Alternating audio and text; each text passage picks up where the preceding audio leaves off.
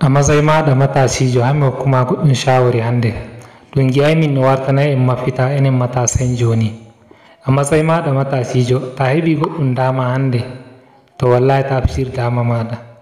Kulni a wodi haali ta wodi nayi to wallahi hutiniri majji wajje heɓuki sana'a ɗum ekkitida nanguɗa ka wakki ko bo sana'a ɗum tubata nanga ka wakki. Ta dogara daga hande iya durngol haydemol. Dara gi'a irin no wariranta fulɓe nayi hande abun takaici ɗum kamma gonnati watta komi i yoɓata on. Dara gi'a ɗum ko farodi wonɓe ni fulɓe inugu nayi ɗin non ɗi warani ɓe a wata limidaɗi kamma bo yi'anon ɗum wutorake no asara ka hebiɓe. So ta wodi nayi ɗi hande wallahi kulniya matashijo wallahi hutiniri majji nanga sana'a huno ɗum wa'i keɓani sana'a ɗum dogarira e majjum to ɗum warta iya nayi ɗin tan dogarida ko bo iya demal tan. Tano a remai ma ta a remi a itti wallahi heɓu sana'a ɗum nanguɗa. Kulbo Allah yiɗi a huɗɗino jande to wallahi ta wodi dama e lokaci wallahi hutiniri non dama kenya jande maɗa.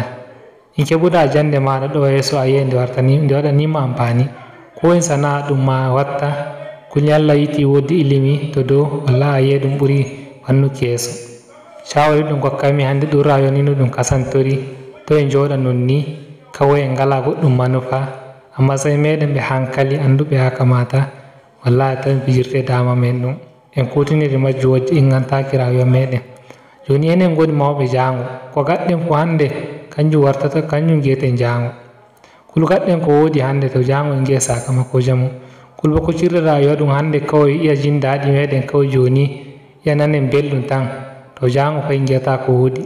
Ummoytoɓe ɗo yeeso ɓikkoye meɗen waɗu tunani kula wodi ɓikkoye kamma wattukoye jande koye keɓa ilimi deidei misali wallahi ɗum kanjum gi'ai mi wonanta en mafita nder ndi leydi joni. Amma kullano enen fulɓe kam ɗo yeeso matsala e wodi tun joni ma matsala ɗoyi ɗon to kullano en janga en gaɗa sana'a wallahi ɗo yeeso matsala ɗum ɓurai nihi yiki am min fa kowa bo ya waɗa tunani nanga sana'a janga.